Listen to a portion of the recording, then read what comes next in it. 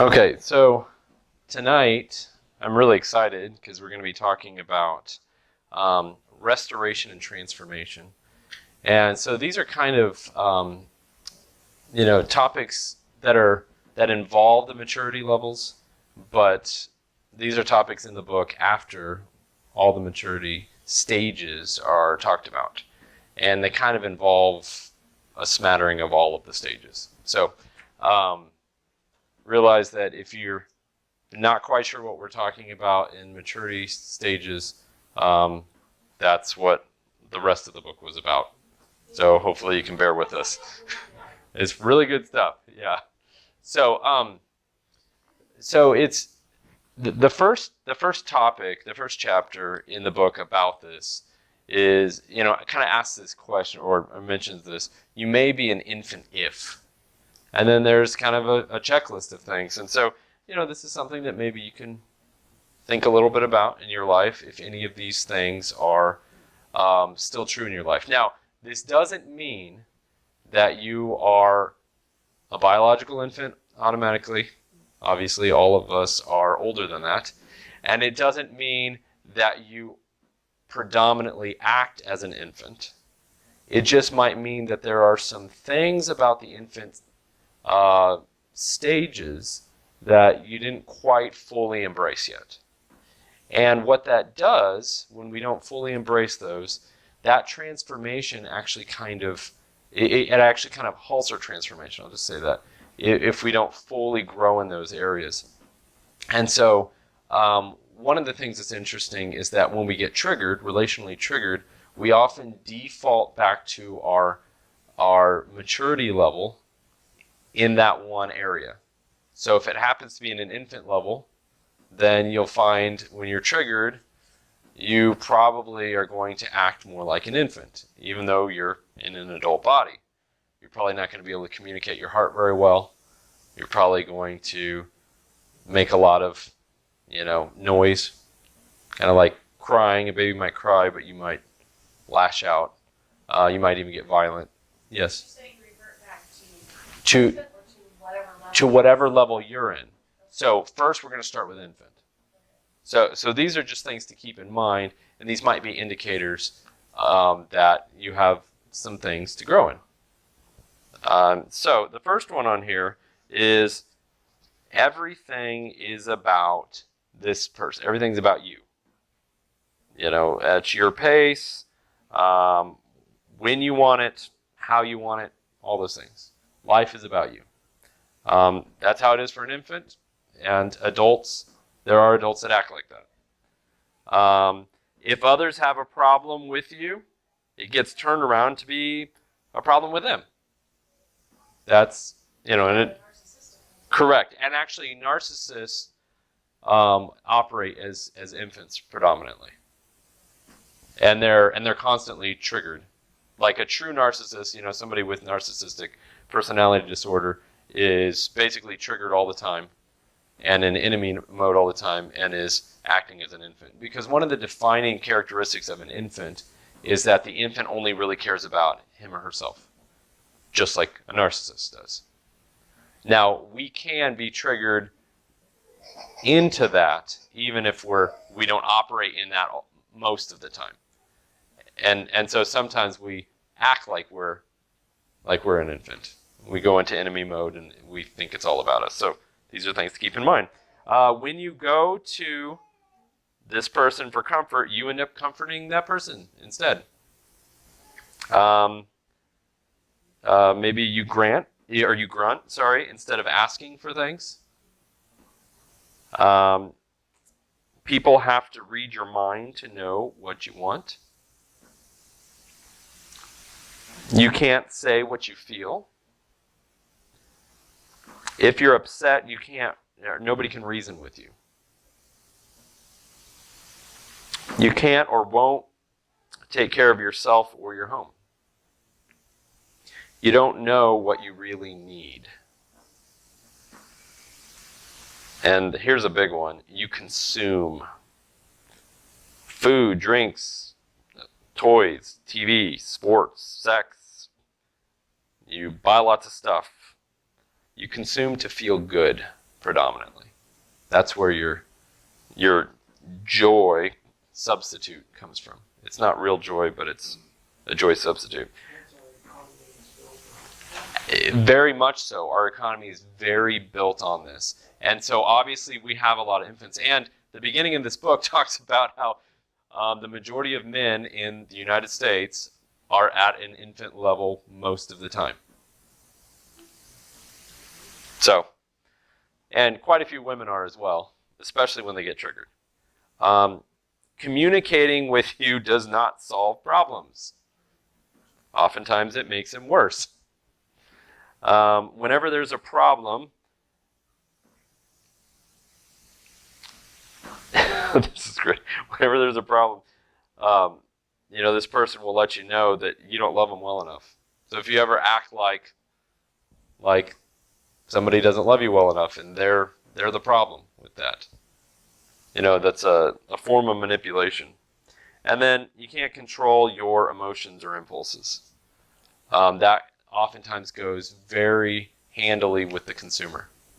You just consume, and your emotions, your impulses are just out of control. So one of the things about this is that, since there are so many men as infants, adult males as infant maturity level people, it actually causes a lot of problems that we may not necessarily know why they're caused until we understand that they're actually an infant. So, it talks about wives of men who are infants actually have a really hard time because oftentimes helping the infant spouse doesn't actually help them. So you think you're helping them, but you're not really helping them. You're trying to meet them with their needs, and what it does is it causes them to stay where they are. So,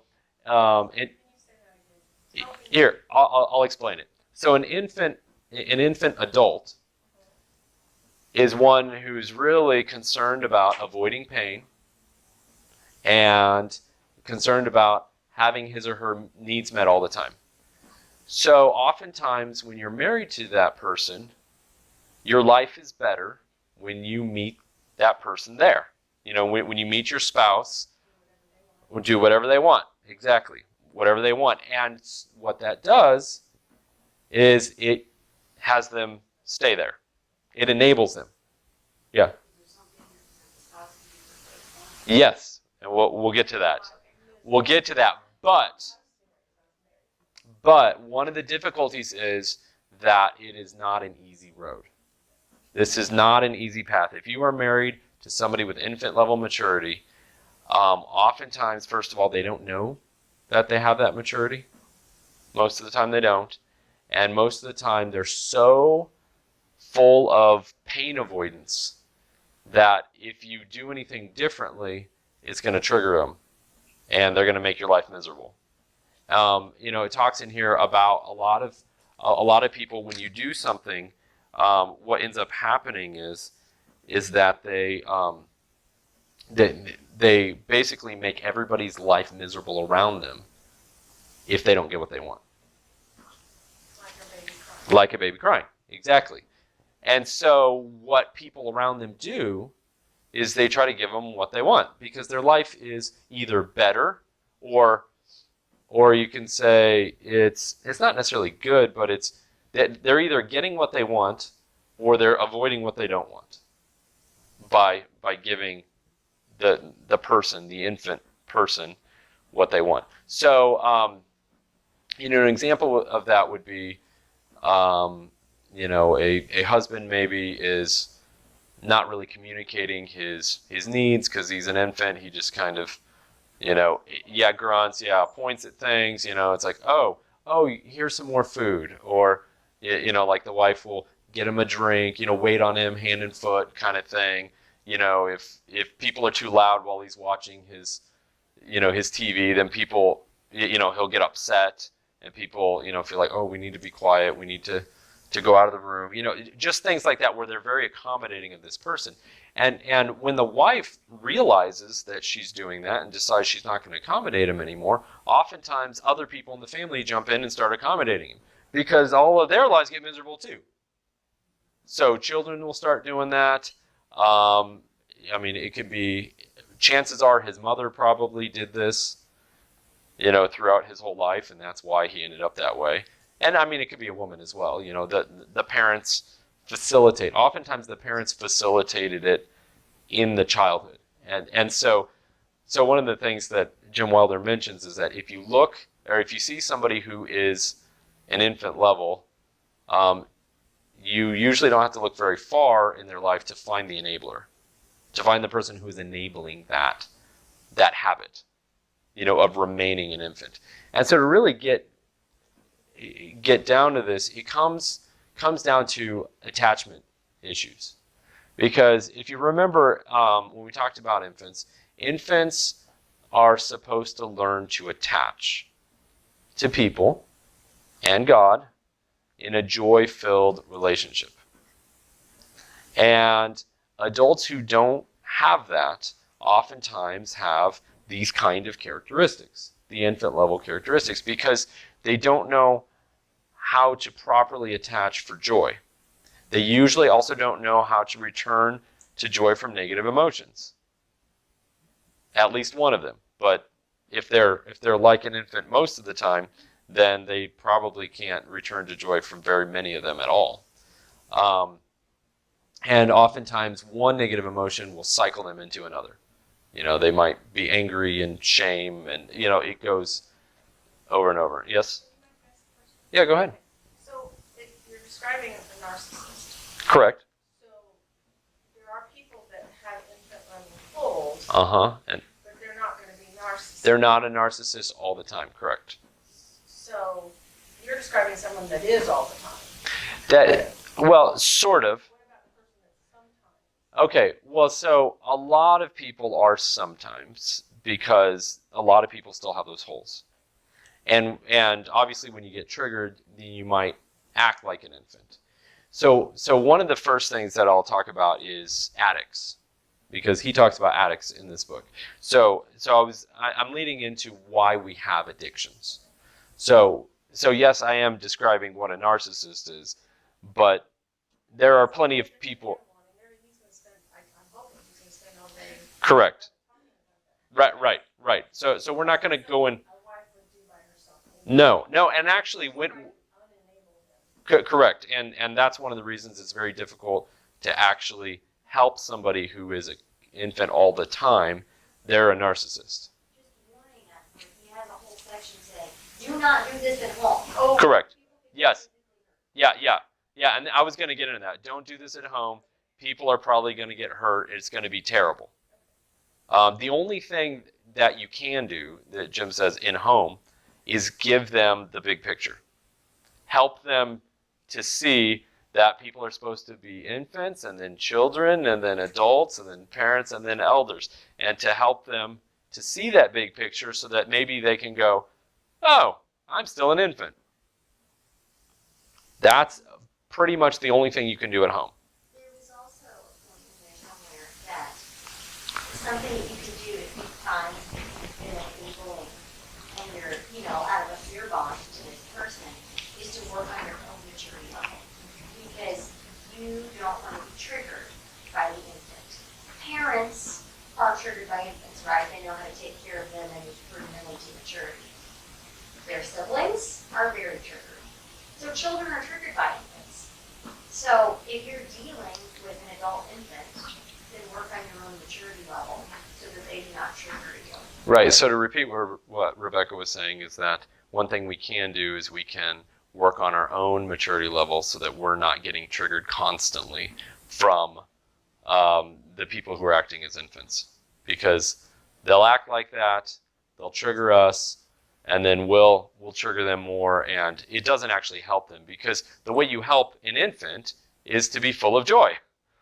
And we know that we're supposed to be full of joy. And so oftentimes the reason that it doesn't work very well to treat an infant adult in your own home is because it's not a very healthy relationship to have the spouse act like a parent to their spouse. That is not healthy. And so it leads to a lot of dysfunction, and it's not a good place. is not a good environment for children to be raised in either. So, with that being said, some people lack some of these issues, and we'll get a little bit into addictions. And one of the things that Jim talks about is that sex addictions are, very common, especially sex addictions, among people who have a lot of the infant stage still incomplete. And so he makes this statement. He says, all addicts have a failure completing their infant task of returning to joy. All of them do. All addicts, every single one. It says, addicts, particularly sex addicts, also have some unresolved attachment pain. So the attachment pain comes from when you attach to somebody and they hurt you, or when you're looking for attachment and you don't get it. Remember, we were talking about in the infant stage that babies reach out to their mother and they want to be attached. Their attachment light comes on, and if the mother doesn't attach properly to the baby, then the baby feels pain. It's actually the most painful thing to a baby. And so the baby oftentimes will then try to shut their attachment light off because it's so painful that they need to avoid that. So usually in an addict's life, they either were not properly attached to, or the person they attached to hurt them.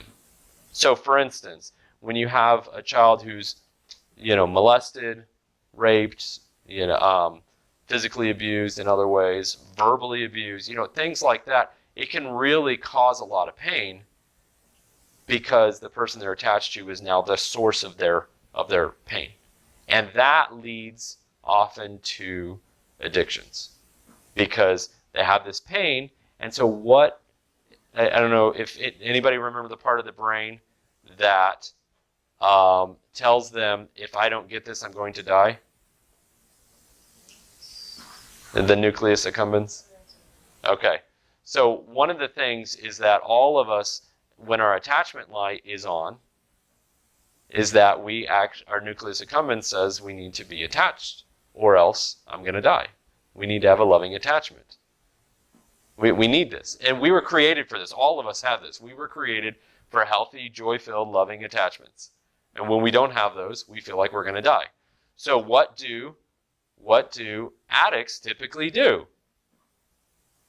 They go find a way to turn their attachment light off because it's so painful. So they're so filled with pain that they go try to turn it off. So they go to a substance, they go to an activity, they go to all of these different things that they can to shut off their attachment light because it's so painful. And temporarily it shuts off. And they feel, oh, good, that's what I needed. That's what I needed right there. It took care of the issue. I feel better now. And then that wears off.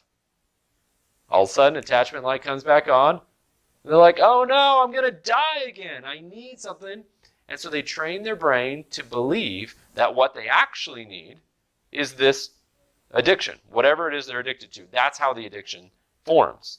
Is because they are now attaching to this thing as the source of their joy, but their joy is never satisfied because you can't get joy except through healthy, joy-filled relationships. And so it's always fleeting, and so it's always demanding. And so it's more and more and more. That's why people get addicted.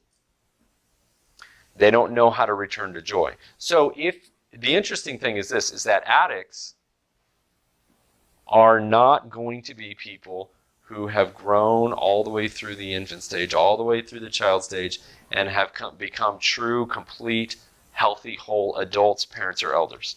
Those people are actually not at risk of being addicts. And the reason is because they know how to satisfy themselves.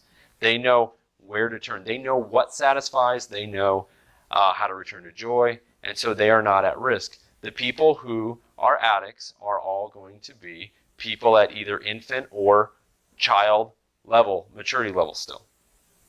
That's across the board. They will be that.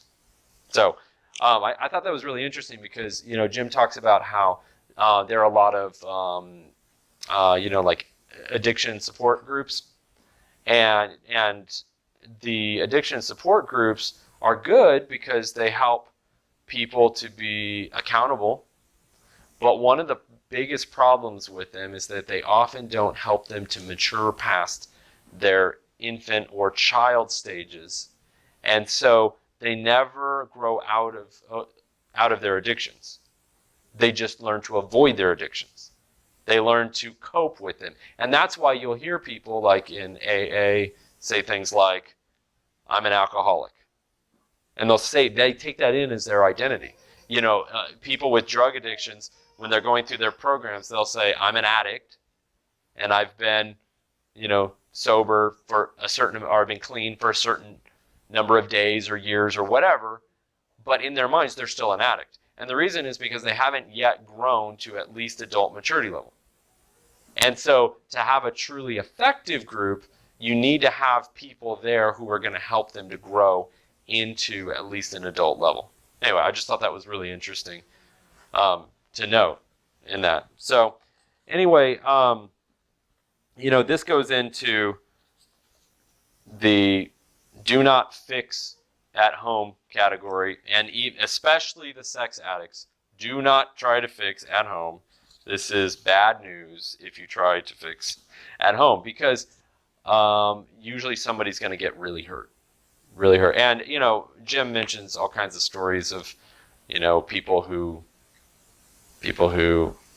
tried to help the sex addict, and next thing they know, their kids are being molested, and they're, just things happen. Really, really bad idea in there. So anyway, one of the things that I thought was really interesting is talks about how oftentimes infants, especially infant men, but even infant women, we'll get there, that oftentimes because they haven't learned to attach very well, and they lack some sort of connection, usually with their mother, right? Because that's usually when these things are satisfied, that they oftentimes fixate on breasts.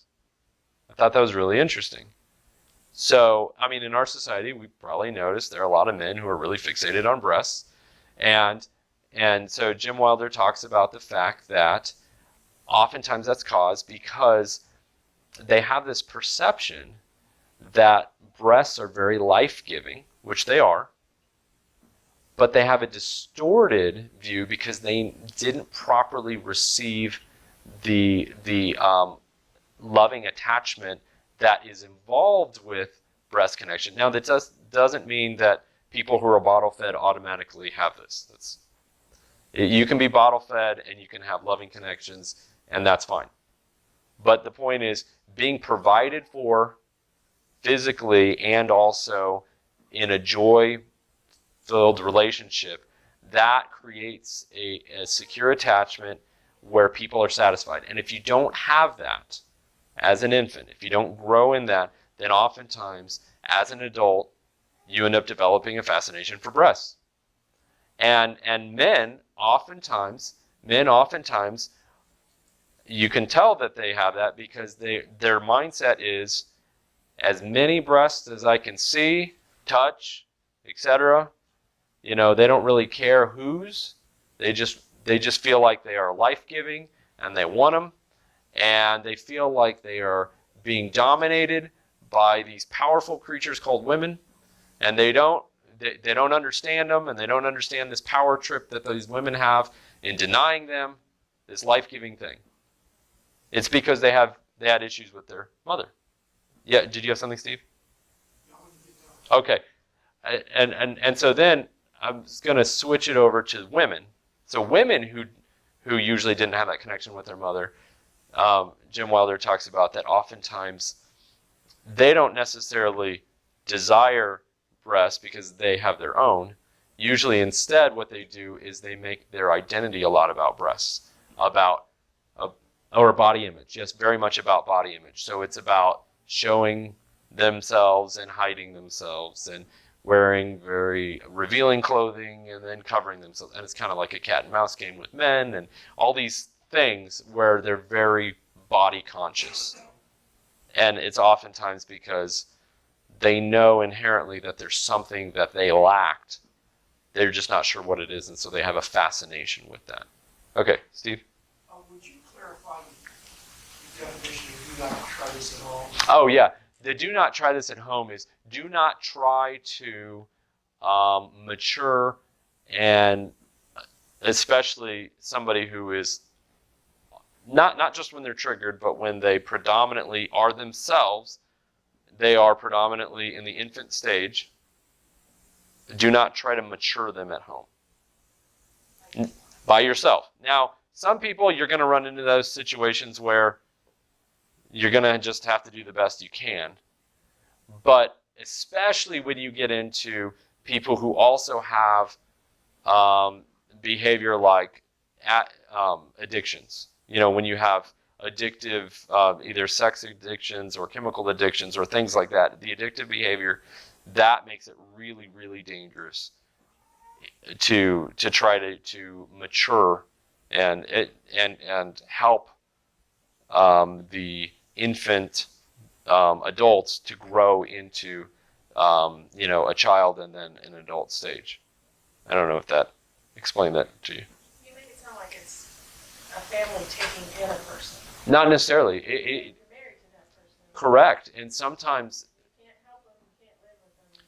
right. So, sometimes if you're married to that person and you're just discovering this, then you're really going to have to figure out your game plan.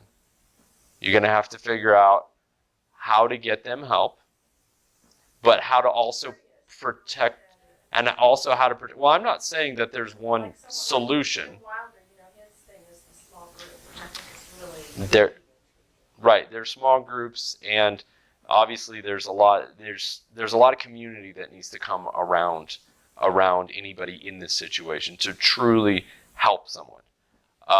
And so what I'm suggesting, based on what I was reading in there, is that you don't try to take it on by yourself. If your spouse is predominantly in an infant mode all the time, don't think you're going to just rehabilitate them, that you're going to grow them into adult maturity and they're going to be your equal really soon and everything will be great. That's a really difficult road, especially if they have heavy addictive behavior. So anyway,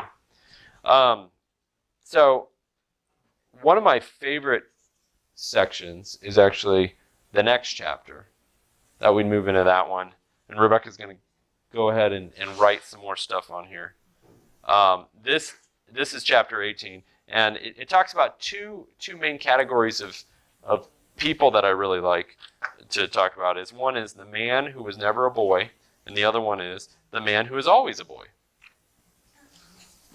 And these are very similar, actually. So one of them, where it talks about who was never a child, it's gender neutral, male or female. The person who was never a child, these people actually, I think there are a lot of people like this that we never realized that it was an issue. This is what Jim Wilder refers to as pseudo-maturity or flying upside down. Oftentimes it's where, and if you want me to read them? Oh, okay. I don't know if I can write that. Oh, here. Well, you can just write it then. So the first one, this is the flying upside down. Now I guess I should mention that usually these people are people who skipped childhood. They skipped it. It's not that they didn't grow in all the areas, but it's like there are certain things that they just flat out missed. They tried to jump to adult or parent or elder stage without fully finishing the child stage. And so, okay, so the first one is often afraid of upsetting others and failing their expectations. So one of the things that is mentioned in here is that if you have one of these things, if you have any on this list and you're not triggered, if you're your normal self and you have one of these, at least one of these characteristics, then there's a chance that you have some pseudo-maturity. So that's just something to keep in mind. Very hardworking, but has little enjoyment or satisfaction for your efforts.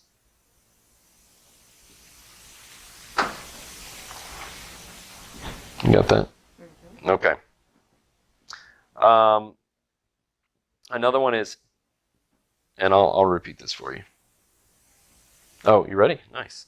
Takes care of others' needs, but discounts or denies your own. So it's, all about serving someone else.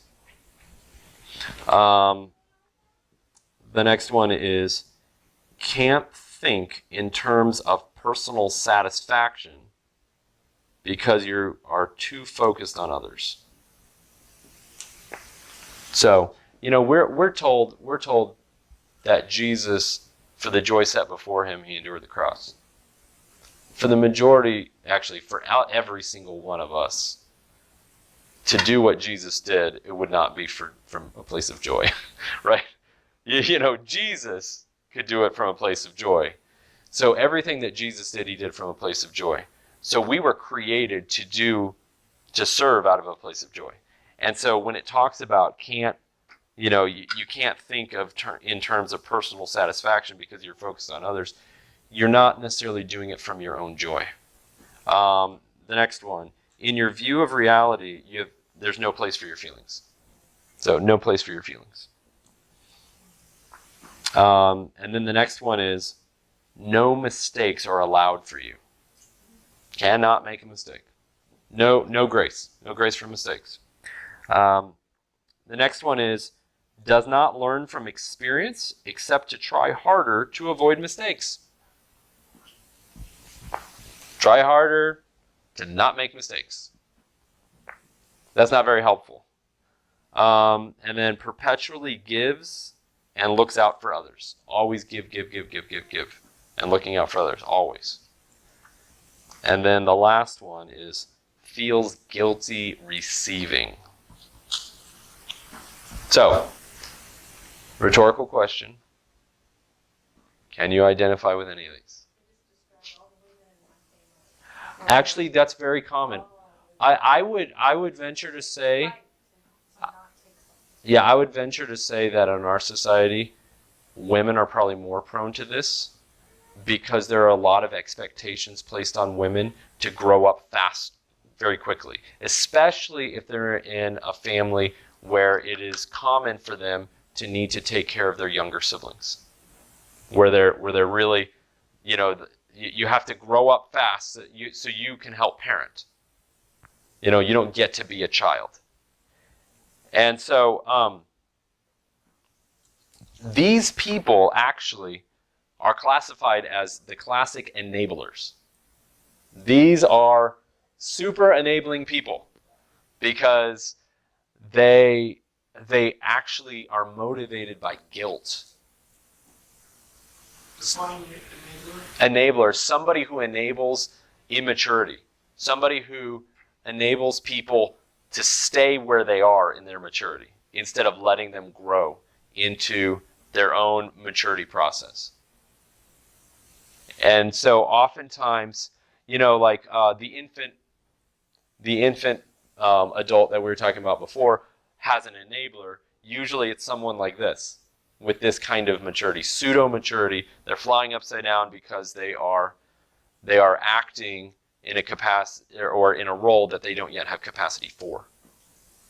And one of the things to remember is that each of the maturity levels is cumulative. So, I'm in a parent season right now, but that means that I should also still be an adult, and I should still be a child, and I should still be an infant. They should be cumulative. Because if you remember, the whole goal of the infant stage is to receive unconditionally, to receive love unconditionally, to receive joy unconditionally. Everybody still needs that. Always. In your life, you always need that. For a child, you need to have your own identity. You need to know who you are. You always need that. As an adult, you need to know your group identity. You always need that, as you continue to grow. So I need all those things in addition to knowing how to sacrificially give, which is what a parent is all about. And so what happens when you have people operating as a parent or an adult, but they've not remembered their own identity? They've missed that child stage, is that it leads to dysfunction, and it leads to these kinds of things where they are operating out of guilt, they're serving a whole bunch of other people, and they're not taking care of their own joy bucket. They're not making sure their own joy bucket is being filled. And oftentimes, that means that what they're doing is they're actually propagating dysfunction, because you can't give what you don't have. So if you're not being constantly filled with joy, you're not really giving joy. You're giving, and if you're motivated by guilt, you're probably giving guilt. You're probably giving shame, giving condemnation, because that's the kind of thing that's motivating you at the time. Yeah, go ahead. Oh yeah, if you're not filling your own joy, like if you're not making sure your joy bucket is full, it's or a joy reservoir, if you want to call it that. It's, like for instance, anybody who is trying to help share joy with people knows that they really need to be communing with God quite often. They need to be getting filled from God. They need to be going back and connecting with God routinely so that they are constantly being filled with joy. Also, they need to have people in their lives who have, who they're very securely, lovingly attached to. Where when they're with those people, they can just be. They can be themselves. They can be, and those people are glad to be with them all the time, regardless. Hopefully, a marriage is like that. I mean, I know it is with me, with my marriage, is that oftentimes I'll have these days where I'm giving, I'm pouring out a lot, and then at the end of the day, I'm kind of like, done. Kids need to be in bed. I'm done. I just need to spend some one-on-one time with my wife, and I'm just going to be. And I get filled again, because my wife and I have a relationship where we're always glad to be with each other. And so that fills me back up. But what happens when you don't have that? Instead, you give from a very broken place. A place where it's empty, it's void. So, Yeah. number one, I can see how this would come about if you've been forced to, told to take care of them for sick. Uh-huh. But that didn't happen in my family. Literally, all the women in my family act like this. So Okay. what else dynamic plays into that? And more Okay. importantly, what do we do about it? Okay. So pseudo-maturity oftentimes occurs because somebody is being invited into acting like they're more mature than they are in their season. So what that means is, instead of having the freedom to be a child, there's a culture that is actually always calling them to be an adult. So it's like, grow up, you're bigger than this. Especially if you're caring for someone else's immaturity. So for instance, if your parent, Parents are immature and correct. okay. If your parents are immature, that is the classic. Take care of them. Correct. The classic example is the parents are super immature, even though they're adults, they're actually infants or children, and they actually are expecting their children to take care of them. Yes, on an emotional basis. On an emotional basis, correct. Not necessarily a monetary one, but an emotional basis. What happens is those children grow up taking care of their parents. If you've ever been around people who are making comments about how, well, hey, let's, we need to be careful because of mom, what mom might do, what mom might say, those kinds of things. Yes. Right. And chances are the mother propagates that through her own immaturity. And oftentimes the parents aren't doing this on purpose. They just don't know any better. That's just, they're immature, right? And remember, talking about maturity is not a condemnation. It's just a fact. It's just what it is. You're just not grown into maturity. So the next one, that's kind of like this. Oh, did you have another question?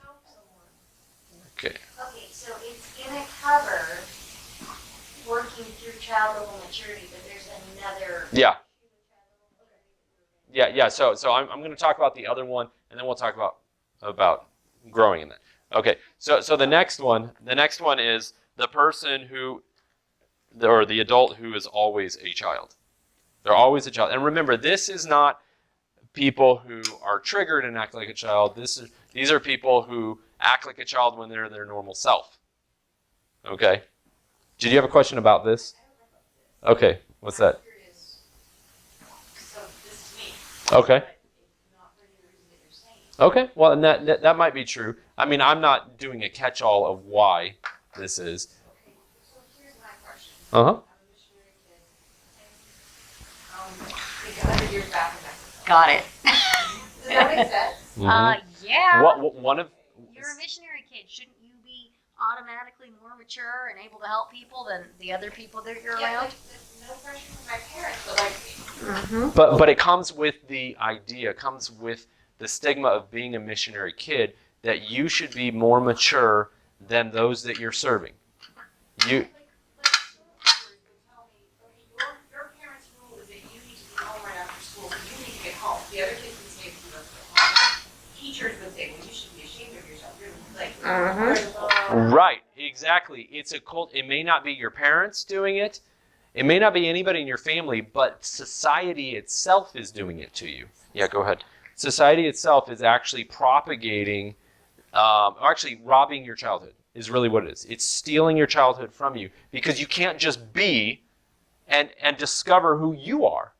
You're always supposed to be something. You know, other people's expectations. So, yeah, a preacher's kid, all the way around. It's very, very common how that is. And a lot of people in the church actually grew up with this kind of culture. What was that? And they're very bitter, right? And actually, I would venture to say that these are probably the most likely kids to rebel. Because they know deep inside them that they missed something, that something was robbed from them. They may not know what it was. They just know that it was unfair. You know, because you grow up and you go, wait a second, there's something wrong here. And so oftentimes people will act out. It doesn't mean everybody rebels, but is it any wonder that people would rebel against this kind of culture because they know something was stolen from them, their childhood was stolen.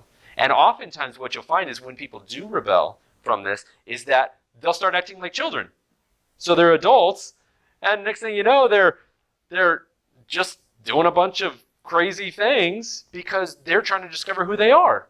Because that's what a child's supposed to do. They're supposed to discover who they are. So they go do all this stuff, and they were never, in a healthful way, they were never really invited into the proper childhood discovery and exploration in a safe environment. So now they're doing it as an adult, and it's really dangerous, and it leads to a bunch of heartache, a bunch of physical issues, a bunch of, terrible societal issues, and we have lots of people doing that right now. I mean, I would say most people at college are doing this. Universities are doing this kind of thing, and oddly enough, it's probably more prevalent in the Christian circle than it is among non-believers, because there's a lot more that the Christian society puts on children to act more mature. So the next one is kind of the reverse side.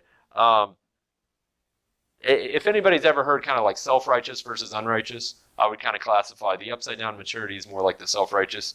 You're trying to be more holy, more, you know what I mean? Like you're operating out of the guilt-driven, but I'm doing the best that I know how to do. Everybody else should be doing it too. That's more the self-righteous. But what we're talking about now is the adult that's still a child. These are the people we'd call the unrighteous people. These are the people who are just like, they're consuming. They don't really know what satisfies them, and so everything's about them.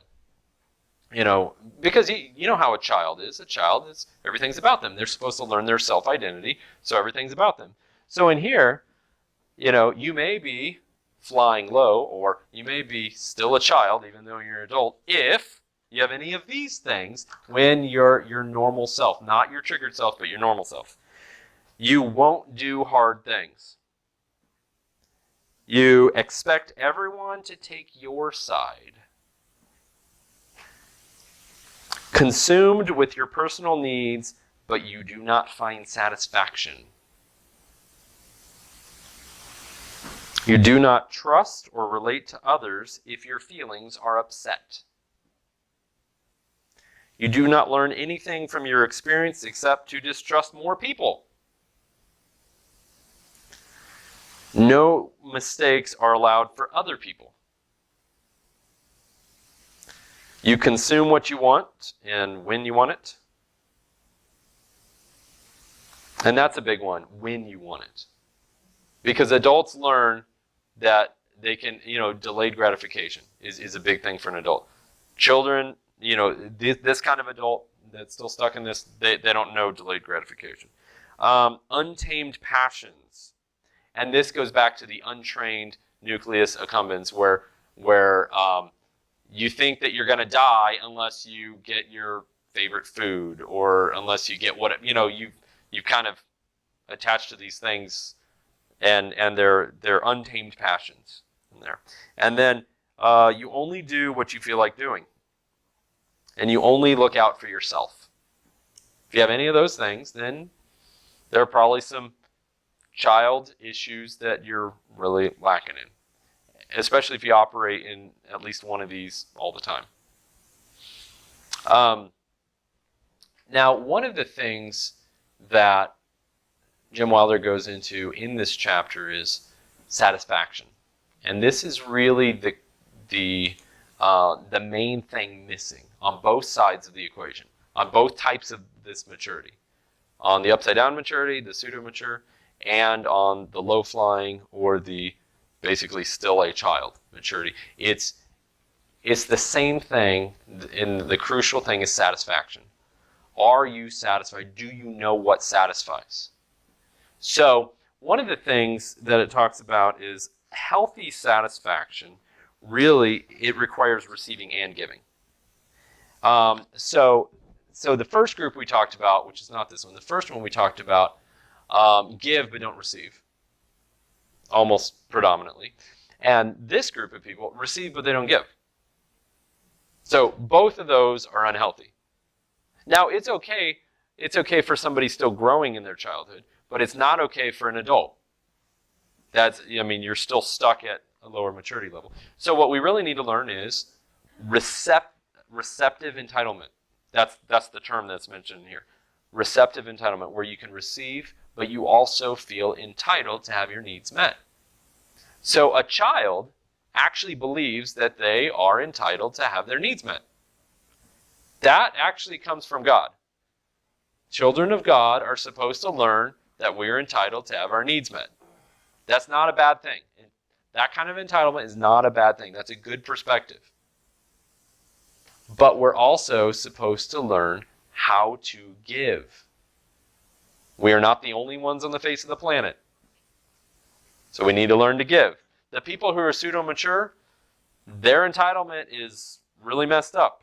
Usually they have a fear of entitlement. And in fact, so the family culture that some of you might have that really cultivated the pseudo-mature, you may have heard from people where they say, well, we have to be careful the way we help these people because we don't want to enable them. We don't want them to feel like they're entitled to whatever. One of the things that my wife and I were talking about is, that idea of I don't like government welfare programs because people, just fosters entitlement.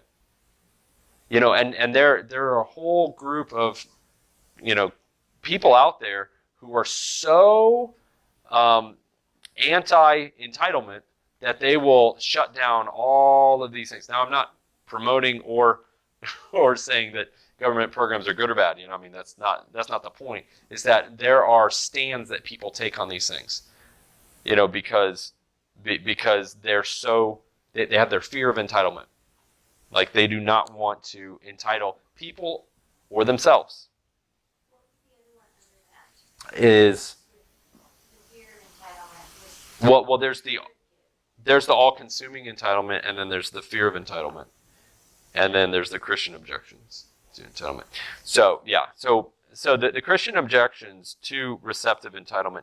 This is something that actually is really, really common in Christianity, where people say that it's more righteous to give than to receive, right? And that guilt falls on a child who prefers to receive or even feels entitled to receive. That's in a lot of Christian circles. Like that's something that happens. But that's not actually biblical, and that's not healthy. That's not how maturity develops. That's how maturity stagnates. Is that a child needs to be entitled to receive, and then from their joy, they need to learn to give. And that's why we're talking about, for the joy set before Jesus, he endured the cross. He could do anything because he was full all the time. So he received everything he ever needed from the Father. Everything.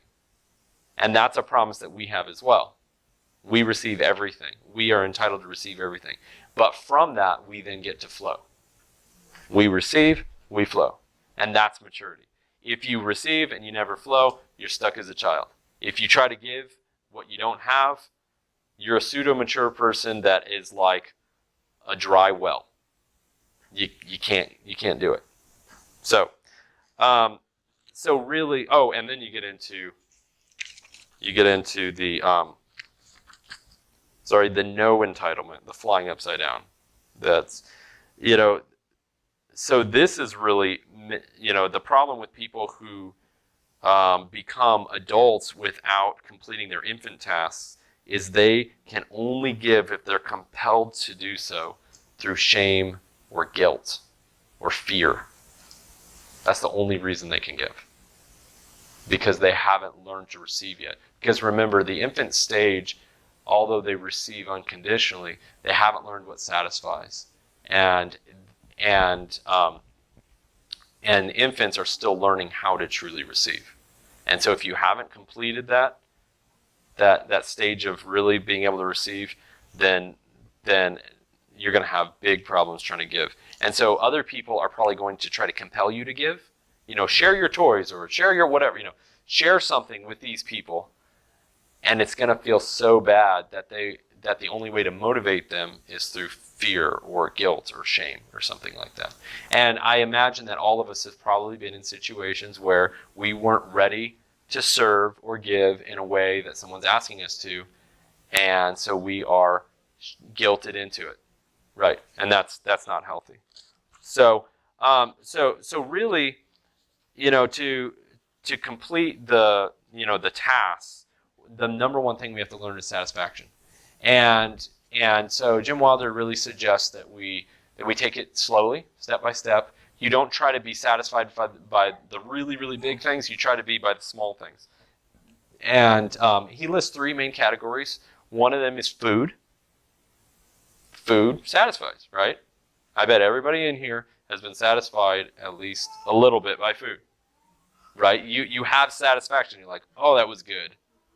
Yes. So really, if you can cultivate appreciation for food, that's good. It doesn't mean that you indulge. This is satisfaction. So you know what satisfies. You don't overindulge. The other thing, or the next category, is affection, which is more relational, right? Your relationships satisfy. People expressing affection mutually with people is satisfying. So you know that is a very healthy thing to cultivate.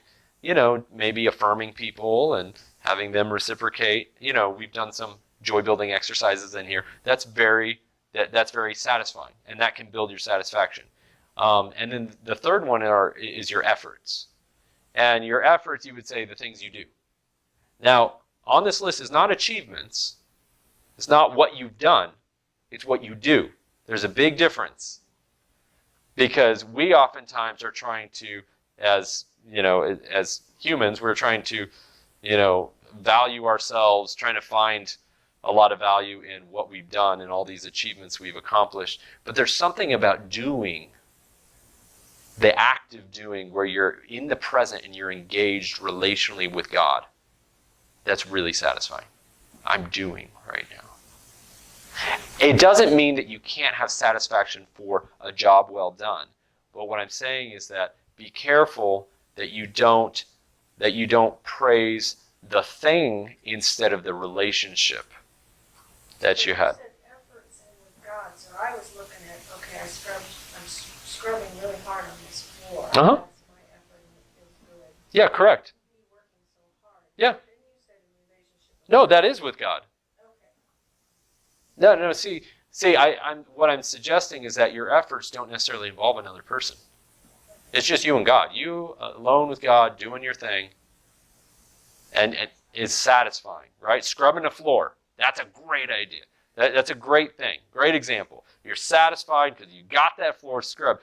But really, if you can reflect on that and give God relational connection to that, you're going to be even more satisfied. Because I tend to be more like, I do it because I want to see how good it looks when it's done. Right. The moment of doing it, I'm not. Right.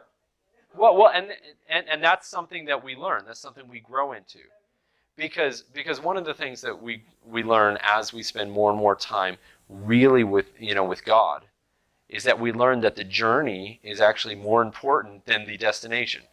And we know that joy is relational, so it's really about relating with God.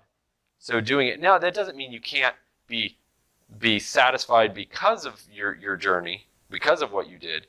But just remember that it's the relationship itself that's more important. Yeah, go ahead. As an elder in the body of Christ, and one the Lord used to build various ministries through my walk with the Lord.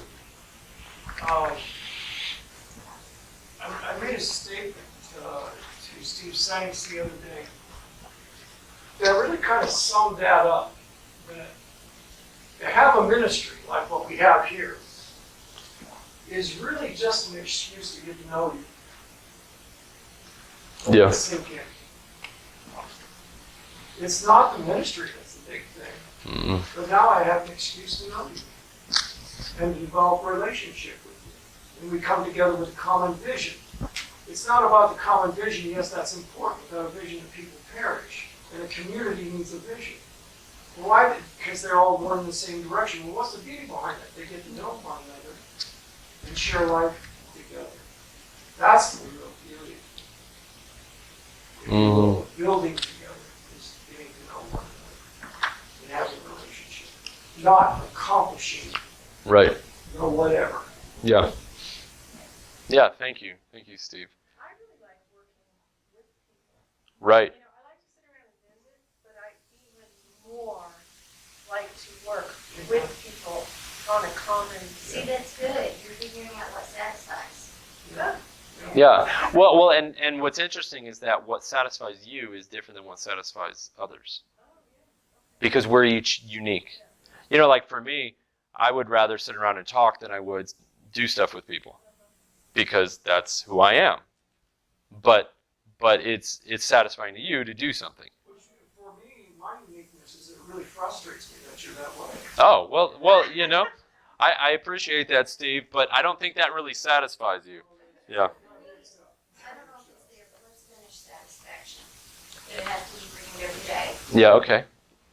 Did you want to share that? Well, he was suggesting that as you start to learn what satisfies, that you don't pick some huge project like, Mm-hmm. when I build this house, I'm going to feel satisfied because there's too many twists and turns and ups and downs. You pick small things, and every day you have to renew your satisfaction with the small things. Uh-huh. And you practice every day. And you suggest actually like, what satisfied me today? Like really get into it. The other thing that he says is that satisfaction only lasts about 24 hours. So you actually need to be satisfied again every day. You always need more satisfaction. And you know that you could have had a great day yesterday, but today you don't feel satisfied and there's something off. But if you have that satisfaction, then all of a sudden it changes your day. And honestly, that's scriptural in the Mhm. sense of you break it down to every day, the Jews had to have food, fresh manna. Right. Yesterday's manna wasn't any good. Every day we need to be satisfied. That's great. So one of the things it talks about, if you really want to grow in this, you need to stop the enabler, because there's somebody who's enabling. Remember this dysfunction? There's probably somebody. And so you need to stop that. So try to figure out if you're the enabler. Just stop it. Just stop enabling. Just stop the enabling. Yeah, there could be lots of ways to do that, but that's one thing that you need. And then he kind of lists some things that I think are really interesting. He says problems for which there is no home remedy. So just to let you know, no home remedy for this. It says people who are stuck at 4 years of age have identities created by their work. They are what they do. If they're stuck at about 4 years of age. And so you'll actually think that they're really mature because they're productive. But they're actually stuck at about 4 years of age. They are what they do. They can't really think of anything besides what they do. It might be their work, for instance. So that's why if they get fired, Oh, they're wrecked. Midlife crisis happens to these people. Or when they retire. Yeah, they retire and they're like, what do I do with my life now? I have no idea. I don't know who I am anymore. Because their whole identity is wrapped up in what they do. Yeah. and didn't know it. And they didn't know it until they've lost it. And then they're like, whoa, I got to grow up or something. Yeah. Then the next one, it says, I am what I imagine. Fantasy-prone people get stuck at about 5 years of age. They avoid pain through fantasy, through movies, internet, computer games, sports, gambling, things like that. And they're stuck at about 5 years of age. Well, that's not true. And then there's, I don't learn. So people who don't learn from their mistakes, fear of failure, oftentimes it starts around about 6 years of age. Children need to start, they need to learn from their mistakes. So if they're not learning, they're kind of stuck at around 6 years of age in that area. It says, I don't learn from my mistakes, or a fear of failure. It says starting at about 6 years of age, children need to learn from their mistakes. And then I can't do hard things. And a lot of it says a lot of people are cured by this by just having them join some sort of activity that is hard, whether it be sports or whatever. But people who grow up into adulthood and never learn to do this, that's a very difficult thing to fix at home. Because oftentimes that's something that involves, like being involved in some other thing. I think that's one reason that parents might ship their kids off to military school or something, because they haven't learned to do hard things. And they go there, they learn to do hard things. They have to, yeah. And then the last one that he mentions on here is an untamed nucleus accumbens, which is, like learning how to deal with cravings. It's a difficult job that Americans can face, like all the time, knowing how to deal with this. So, anyway, that's primarily chapter 18, which I really enjoyed that one because I think that there are a lot of people in those categories in our society, kind of stuck in there. Yeah, well, I'm not suggesting that anybody here, I'm sure. Oh my goodness. Yeah. I was missing some of those things. Right. So if you say don't try these at home. Well, no, it says no home remedy.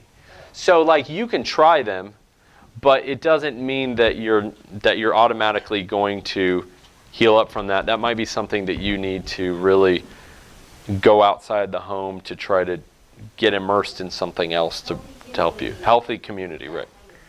Right. It may not be something that you can just cure on your own. Well, God has this amazing way. Agreed. So I can't do hard things. I couldn't. I didn't. But He's relentless. Well, obviously, He's gonna. God does the miraculous, and we have a miraculous God. So remember, what we're talking about here is the science. We're not talking about Supernatural. the supernatural necessarily. This is typically it's not going to happen this way, but that doesn't mean that it can't. It can happen supernaturally where God encounters you and boom, next thing you know, you could do hard things and you couldn't before. Yeah, no, it took years. Well, but what I'm saying is it's between you and God. He develops this path for you. It's not necessarily something you're going to get from your community. And the nice thing about God is that God knows exactly what you need. And if you don't have a community and you really want to grow in these areas, talk to him about it.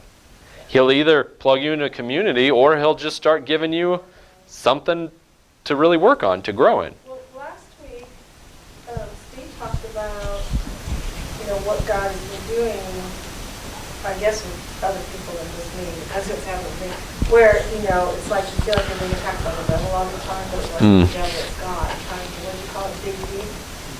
Oh, yeah. All of those strongholds and all that stuff.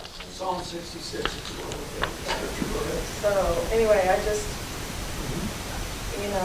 feel like God is not content to leave us as infants and children.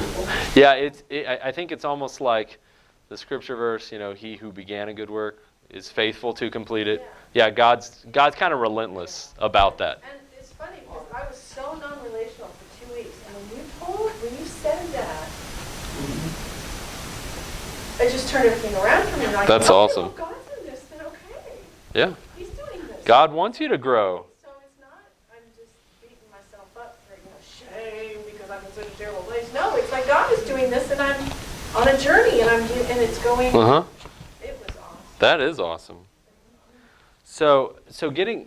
Be encouraged with that, because we've got to know, as sons and daughters, that at our worst time, when we're really blown out, Jesus is right there with us. Right. Glad to be. Glad to be with us. That is so important. Then you can walk out of it, or get understanding, if you will. I'm just throwing that out. Right. So chapter 19 really gets into. Chapter 19. Well, and I don't know how much I'm going to be able to cover, but chapter 19 is actually, hopefully will bring you some hope. It says it's not too late to be an adult. and it talks about the infant stage and the child stage and what we should learn. And these are actually really good. He goes into a discussion about how oftentimes by helping people to see the big picture of the different stages, that's when people start going, oh, I have a hole here. I didn't know I had a hole here. But now that they know they have a hole there, then they can really give it to God and start growing in that area. So it's not too late to be an adult. And he goes into about how there's kind of been this fight between, do people need healing or coaching? Right? Do you need to get healed or do you need to be coached into maturity? The answer is both. You need both. That's what you need, right? And so we know that type B trauma, when bad stuff happens, requires some sort of inner healing. It needs healing. You need to be healed from a lie that was put in you, and you need to have the truth replace that lie. That's required. So you need that healing. I mean, if you've been, for instance, if you've been sexually abused, you need healing from that. That's so. The next one is the type A trauma, and the type A trauma really is you didn't get what you should have gotten. So obviously you're going to need some sort of coaching. You're going to need some maturity. You're going to need some help. You need to grow into the next stages. Oftentimes these are related. You had type B trauma inflicted upon you when you were a certain age. It stunted your growth in that area, and you quit maturing in that area. And so you get inner healing. That type B trauma is dealt with, but that doesn't make you mature. Now you need the coaching. And so that's why you need both. And all of us have type A and type B trauma. All of us do. Every single one of us. It's not something where we're saying, well, just you have it. No, everybody has this stuff. And so, healing, talking about, the Emmanuel healing, talking about theophostic, people do sozo. I mean, Jesus encounters. The point is that you really need something where God comes to you and reveals the lie, pulls it out of you, and replaces it with the truth in God. That is so important for healing. On the maturity side, we need people to remind us of who we are. When God can remind us who we are, and that's great with the like Emmanuel journaling. God will tell us who we are. But then we also need our community to tell us who we are. This is who you are. This is the big picture. This is where you are right now. This is where you're going, and I'm going to help you. This is what it looks like. And so one of the things that it talks about in here is to find people who have the things that you lack, and hang out with them. Spend time with those people, because you're going to get it. Because you don't learn this stuff just by getting some sort of head knowledge. I can't teach you how to be mature right here in this class. I'm not going to. The only thing I can do is teach you something so that you can be inspired to then go grow in the areas that you might be lacking. But it's going to take relational connections. It's going to take time. And so find people that. Now, one of the biggest problems is oftentimes these involve pain. So I actually ran into this last night where I was leading the youth group, and this, there was an 18-year-old girl. She was upset at her sister because her sister, who's 16, starts talking about how her parents are helping her, get her car, and she's really excited about it. And the 18-year-old lashes out at her and talks about how it's unfair that she's getting a car at 16. And the 16-year-old wonders what the problem is, thinks that her 18-year-old sister is just a jerk. So, getting down to it, the 18-year-old says, when I was 16, our parents did not help us, did not help me. I didn't know what I needed to do to get my license even, let alone a vehicle. I felt alone, abandoned, and I had to do it. I had to do it, and it was really hard. And now I see you getting exactly what you should be getting. Parents who are helpful, parents who are doing this with you, and it hurts. It hurts me to see you get it, because I remember that I didn't get that. That's classic type A trauma right there. And it's not because the parents intended this. Chances are the parents didn't know how to do this for their older child, but when they finally figured it out for the 18-year-old, and they're doing it for the 18-year-old, they look at the 16-year-old and go, hey, we can do it for you now. You're 16. So they start doing it for the 16-year-old now, and the 18-year-old feels ripped off. They feel completely robbed, and it hurts. When you have these things revealed, it hurts. You go through pain. And so, what do? You often try to avoid pain. You often try to avoid pain, and that's one of the biggest barriers to growing into adulthood, is your desire to avoid pain. This is not easy. This is not fun. Just like you were sharing, Tracy, like it's not necessarily fun to be triggered by shame all the time. It's not fun. But you have to go through it. I mean, it's just a part of the journey, right? You have to overcome it. And in our society, especially men, are taught to avoid pain. You can't show pain. You are a man. You are tough. You cannot show pain. This doesn't mean anything. It invalidates your masculinity. But women go through that as well. Both genders. We are taught you can't show that. You can't be weak. And having pain is not a sign of weakness. It's just a sign of love. It's a sign of attachment. It's a sign of something going on. It's a sign of who you are. Just because you have pain is not a bad thing. And so really, we have to face the pain. And he lists in here several different types of wounds that we have to deal with. One of them is an attachment wound. I talked about that a little bit. You're attached to somebody and then they hurt you. Now you probably know this, a father or mother wound. Where your father hurts you or your mother hurts you, and you probably have issues with people in that role the rest of your life, until you get healed. Another one is a man or woman wound. It can be a gender specific. Obviously, somebody who's raped often has a wound toward that gender. if a woman's raped by a man, they will have a man wound. And until that's healed, they're going to have issues with that. Plus, they'll have the next type, which is a sexual wound. Sexual wounds are their own kind of wounds, and those need to be healed as well. One of them is a contempt wound. And that's an interesting one. I think that one is really prevalent in our society because we don't know that it's bad. When you yell really nasty things or say really nasty things to each other, to other people, we think that that's okay in our society. Yeah, there are whole cultures that are built around that. Oh, we're just being social. And you know what? Then they'll shame you if you're bothered by it. Oh, come on, suck it up. Grow up. Come on, it's fine. We're just messing around. No, those wounds are real. Contempt wounds are real, and they have to be dealt with. And then it talks about, and here he calls it a Christian wound, but really it's kind of a religion wound. It's a religious spirit wound. It's where you are hurt by somebody who is representing something in name, but not in practice. I'm sure everybody in this room has probably been hurt by somebody who says that they're a Christian, but they're being very un-Christian-like. And Jim talks about how the biggest barrier to Christian evangelism is Christians because of all the wounds that we inflict. So really quickly, I'm just going to do the last chapter really fast, and it's called An Elder Too Soon.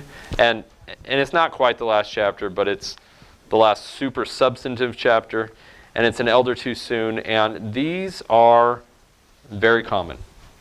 The elder season is one in which people really need to first grow out of their parent stage.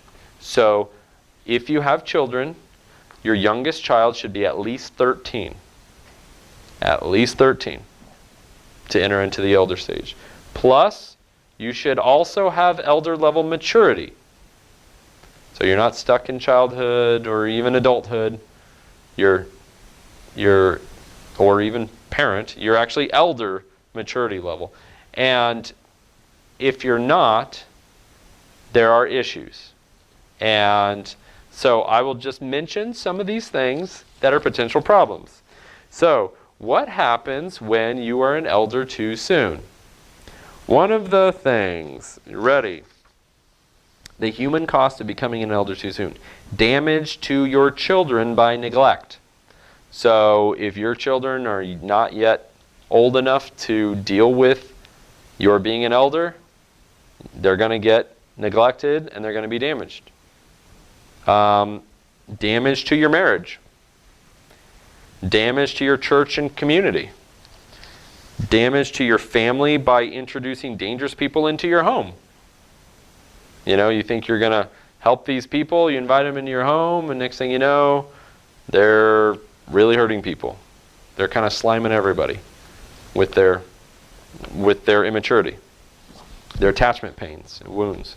Damage to the wounded or lonely people who need help. You actually hurt the very people you're supposed to help. It talks about in here that oftentimes people who are elders too soon, what they'll do is they'll actually invite somebody into their home who needs healing, and then as they love them, all of a sudden their trauma starts manifesting, their pain starts manifesting, and they freak out, and they say, "We can't do this," and they reject them.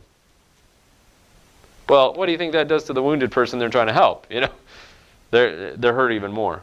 Damage to missions or your purposes by sending the immature. You send immature people to do the mission, it damages the whole integrity of the mission. Damage to the potential elder and his development. If you're put in an elder role, but you're not yet elder maturity level, then it can stunt your growth, and you can actually have really low self-esteem and feel like you never will be an elder, and you just give up. Damage to the big picture, to all involved. People, right now, I think we suffer from that in our society. Oftentimes people look at older people, not as mature elders, but they look at them as people to lock away in homes where we never have to deal with them again. And we think that they won't offer value. In a true healthy community, elders are actually actively involved in helping our community. And damage to the trust-building task true elders with earned maturity phase. So, say you are an elder and you're trying to serve, and it turns out that the first 5 elder people who were immature completely hurt them, and now it's your job to come in and try to actually help them. It's an uphill battle because you have to clean up all this mess. So the very last thing he talks about is redemption, and the cool true nature of Jesus is that everything is redeemed. Everything is. A true elder. Oh. A last statement. Yeah, go ahead on the true on the. A true elder would not try to do that. A true elder would come in to a place where people have been hurt and say to the Lord, Lord, I can't do this. We know that.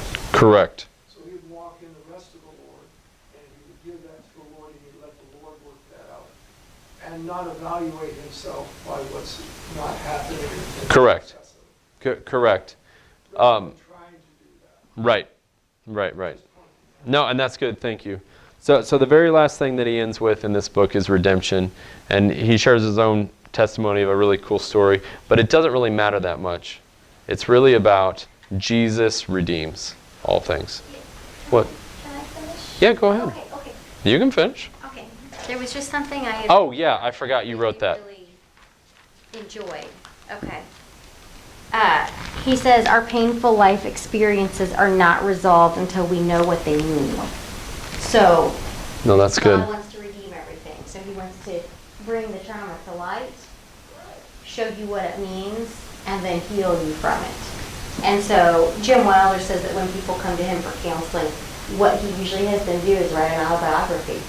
Starting before they were born, it was their family, and going to present time, and then they walk through each and ask God to show them what it means and then to redeem it for them. And I thought that was pretty cool, because that's something that we could walk through with God. And so one of the things is that everything that you've gone through, all the pain that you've ever had, all of the situations that have caused you to be immature or whatever, those things God wants to redeem, and he wants to use that for his glory and to help not only you but others. And God will do that if you let him. He will. So if you look at your life and say, but I've lived all of this life being so immature and being so hurt and being so stuck in this, can God really use this for good? The answer is yes. Turn to him and he will use it for good, and you will be amazed at what he will do with it. So, thank you.